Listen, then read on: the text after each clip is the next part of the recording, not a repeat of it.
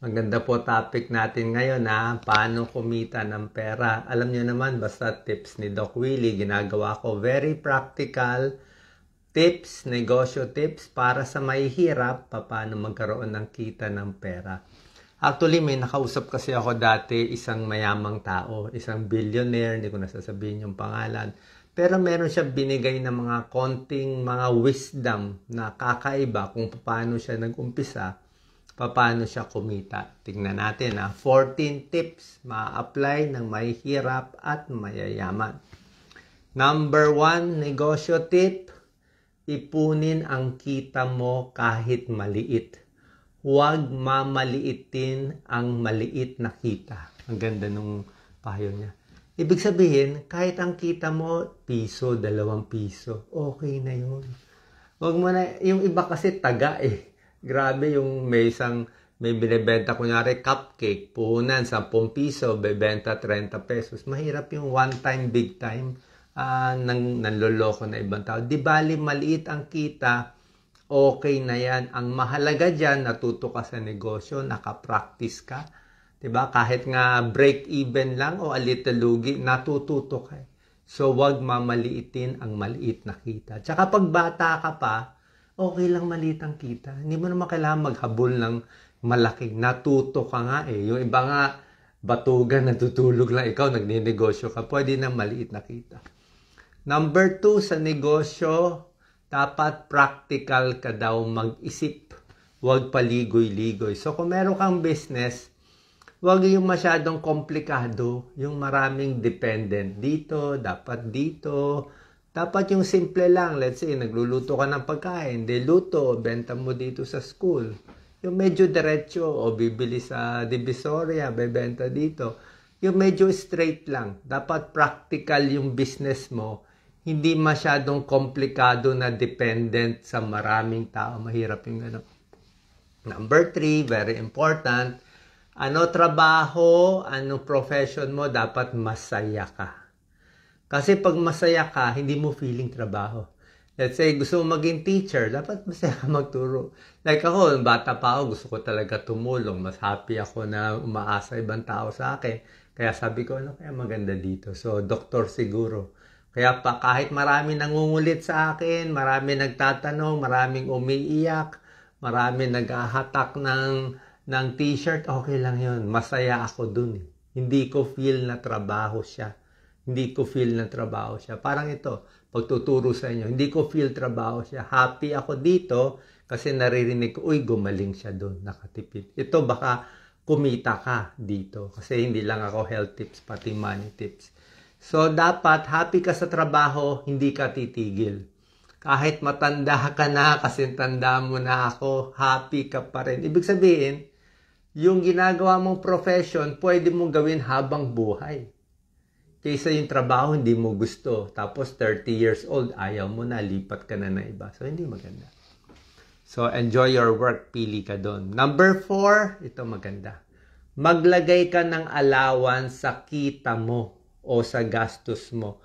Huwag mo i-expect na makukuha mo lahat ng tubo mo. Ano ibig sabihin yan? Yung iba kasi, counting the eggs. Binibilang agad, isip niya, ito yung product ko, nakabenta ako nito, kikita ako 5,000. Yung 5,000 ilalagay ko dito sa school o papautang ko dito, mali.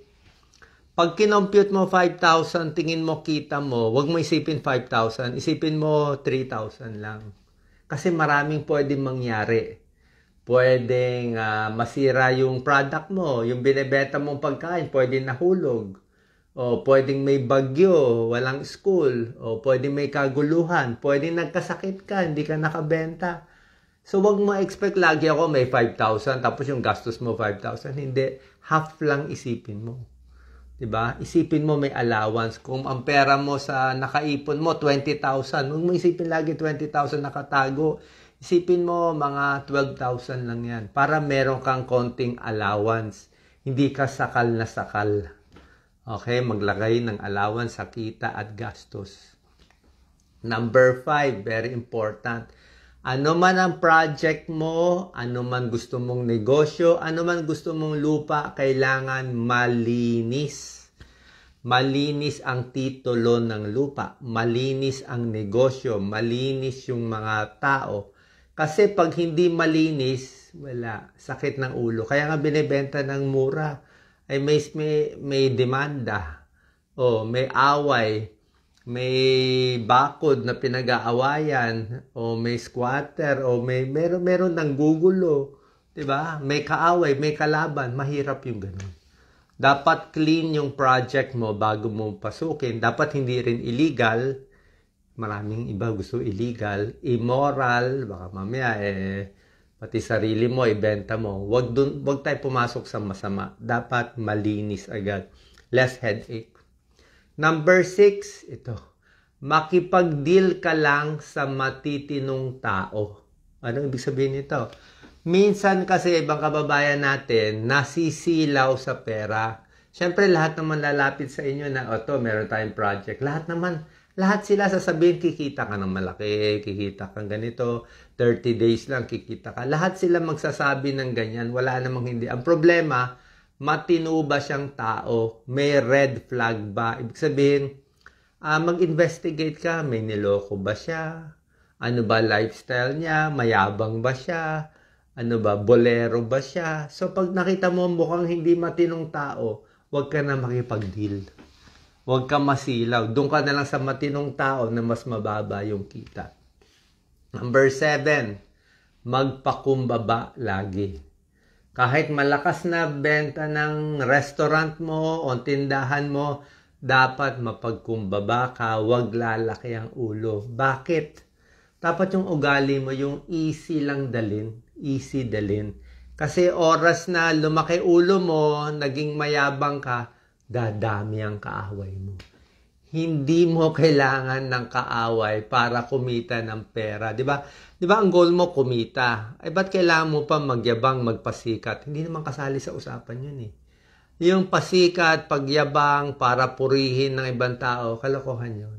Hindi ka kikita doon. Let's say, bumili ka ng magarang kotse, pinost mo sa Facebook. Di ba? Ano feeling mo? Sikat ka. Dadami lang kaaway mo. Pag nagpakita ka ng kotse o anumang relos na mamahalin, yung mga tao, hindi naman sila maiinggit sa iyo eh. Ang iisipin ng tao, gusto ko yung kotse, gusto ko yung relos, pero ayaw ko yung taong may-ari nun.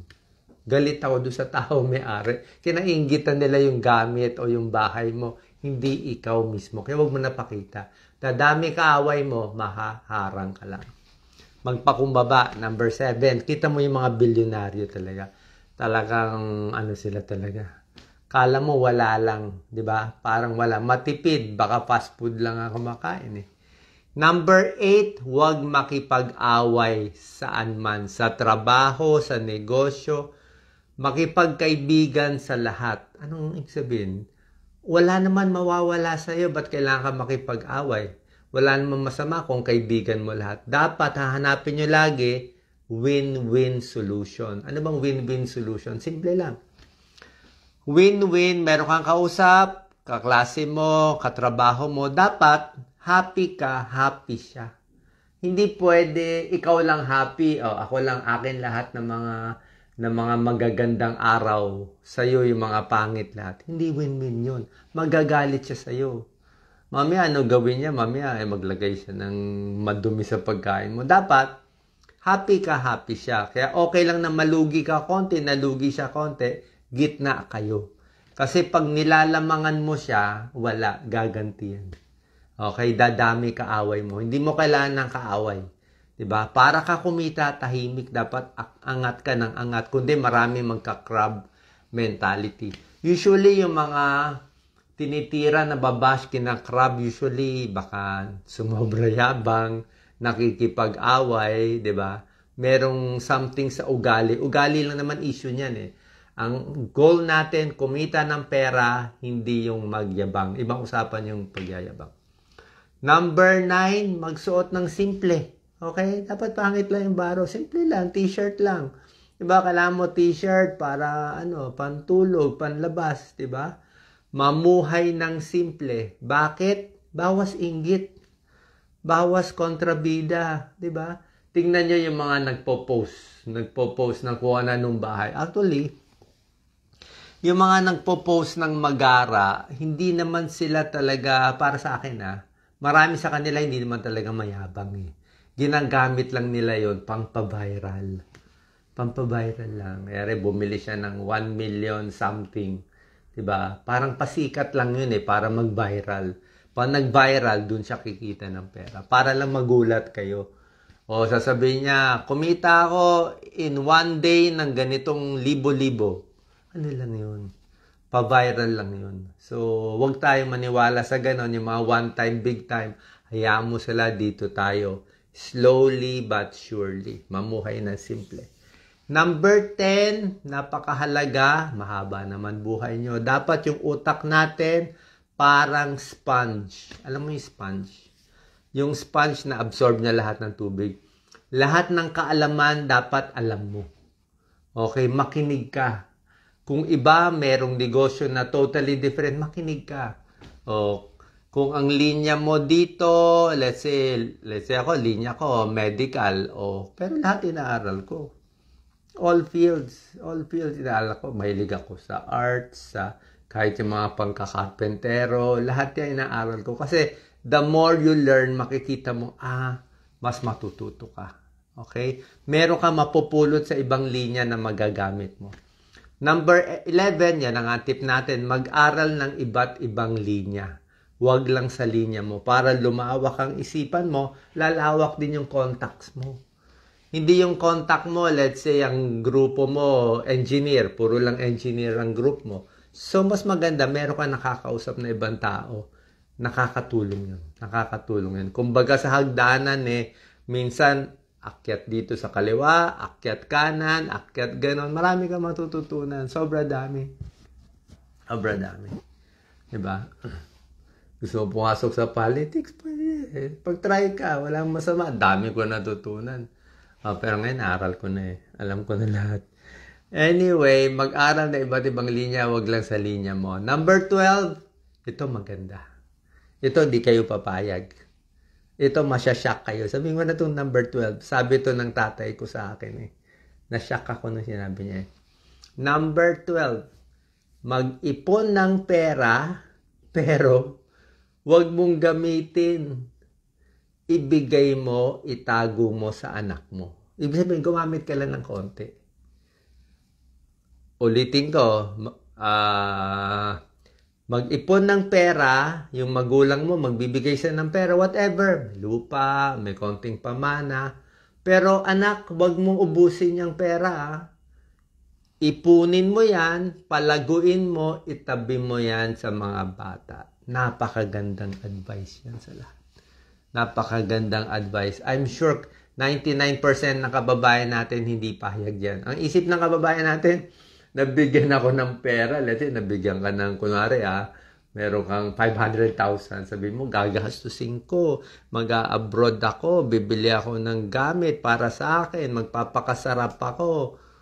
Inubos mo 500,000. Paano na yung anak mo? Diba?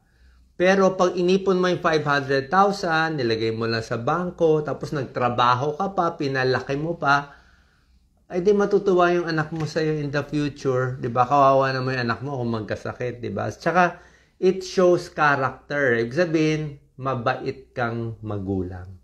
Mabait kang tatay. Mabait kang nanay. Marunong kang magsakripisyo. Yung ganong ugali, mas nagugustuhan ka ng ibang tao. Mas kikita ka pa. Pero yung mga konting kita, easy come, easy go. Alam mo, easy come, easy go. Easy come, naka-dengoy ng 20,000, gastos agad. Wala yun. Diba? Dapat iwan mo sa anak mo para may purpose ka sa mundo. Kundi sabihin ng ibang tao, wala namang purpose to sa mundo.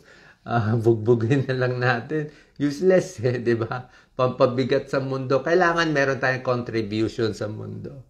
Okay? Wag lang kayong ma-offend. Pero pag-isipan nyo, mag-ipon ng pera, itabi sa anak para meron pang kakainin yung anak mo just in case may mangyari. Yan ang Bible or kahit Kristiyano, Muslim, yan naman ang gusto. Number 13, Out of 14, syempre, para kumita, number 13, humingi ka ng payo sa marunong. Doon sa sanay na, doon na sa may linya na. Huwag kang hihingi ng tulong sa, kaya gusto mo yumaman, hihingi ka ng tulong sa hindi naman mayaman. Hindi po pwede. Gusto mo maging magaling na basketball player, doon ka magtanong sa magaling na basketball player. Usually, ganito po pag mahirap ka, pakinggan nyo to humingi ka ang isip kasi ng ibang kababayan natin ganito Pag may nakita siyang mayaman, o influencer, o mataas na tao, unang isipin ng walang pera, pahingi ng pera. Magpapakabait ako, bibigyan ako ng 10,000, 20,000, mali. Hindi kayo bibigyan. Maniwala kayo sa akin. It won't happen. It won't happen. Kasi kaya nga wais sila Kaya sila naging billionaire, wais sila, marunong sila. Hindi sila magbibigay sa'yo ng walang kapalit. No free lunch. Hindi nyo ba narinig? No free lunch. Pag pinakain ka ng lunch, walang libre, may kapalit yun. 'Di ba? So, pero, kahit hindi kanila bibigyan ng pera itong mayayaman, itong mga magagaling, pero pwede sila magbigay ng payo sa'yo, paano ka kikita. Karamihan sa kanila willing mag-advise, laway lang. Happy sila doon. Usually, hindi sila ganun kaswapang. Let's say, gusto mo mag-boxing, di ba? O paturo ka kay Pacquiao, ganyan. I'm sure bibigay siya ng magandang advice. O sa isang mayaman na boss mo, humingi ka ng advice na maganda, I think magbibigay siya ng advice. Huwag mo lang agad hihingian ng pera. Ibang usapan kasi yun Ibang usapan yun. Character kasi yun. Hindi yung matipid siya, character yun Maganda, gusto natin, kaya mo tumayo sa sarili, yung maliit na pera, pinapalaki mo, nakikita ko, ang liit ng puhunan niya, napalaki niya. Ito kailangan tulungan. Kasi, konting push ko lang sa kanya, para siyang lobo, lilipad na. Hindi katulad yung ibang tao, hingi ng pera, every month, every 2 months, utang. Tapos wala na naman utang. Mabigat, hindi ka nasasagutin sa cellphone. Pero yung mga bihira lang humingi, tapos yung maliit na pera, tinitiis, yun ang magandang tulungan. Yun ang tinitingnan ng mayayaman. Okay? And number 14, syempre, pinakamahalaga sa akin, mas maganda yung tumutulong sa kapwa. Okay? Nasa sa inyo, ilang percent ang tulong, ilang percent ang kita. Yung iba, 90% kita, 10% tulong. Okay lang yun. Kung mapaparami mo yung tulong, mas maganda. Bakit maganda tumulong? Siguro good karma. Siguro masarap pakiramdam mo. Siguro pag tumutulong ka, gaganda yung image mo. Iba yung, iba yung daldal at marites. Oras na inagrabyado mo isang tao, nako, kalatan chismis sa buong school. Nako, swapang yan. Nakita mo, late na bagay lang, niloko pa niya. Di ba, pangit? Pero pag tumulong siya, okay, like dati sa class namin, ako lagi taga-lecture. Di ba? Ako nile-lecturean ko. Iba kasi hindi maintindihan yung mga statistics. So, pag ikaw nagle-lecture, ikaw tumutulong, di nila makakalimutan yon. Kahit after 30 years, sabi nila, Doc, dati ikaw nag-lecture, natuto ako dito sa algebra o geometry. So, yung pagtulong, not necessarily pera, maganda rin yan. Okay? Hopefully, na-open ko yung mind ninyo, paano kumita ng pera. Tandaan nyo, wag agad one time, big time, konti-konti lang. Kung ang linya ng Diyos sa'yo, kumita lang na pa konti-konti, okay na yun. Diba? Kung ang linya ng Diyos, iintayin mo na mag 60 years old ka bago ka kikita ng medyo malaki-laki at giginhawa buhay mo at 60, 65 years old. Kung yun ang linya mo, okay na yun. Diba? Yun ang linya natin. Huwag tayong mainggit sa iba na 30 years old, millionaire. Hayaan mo sila. Iba yun. Ibang laro yun. Matutuliro ka lang sa kakatingin ng ganyan. Kung ano linya mo, yun na yun. Huwag ka na makipag-compete sa iba. Compete ka na lang sa sarili mo. Basta alam mo, maganda tulog mo, masaya ka, wala kang kaaway, win-win solution, sinunod mo tong 14 tips, happy ka sa sarili mo, I think in the end, mas healthy, mas mahaba ang buhay. God bless po. Thank you.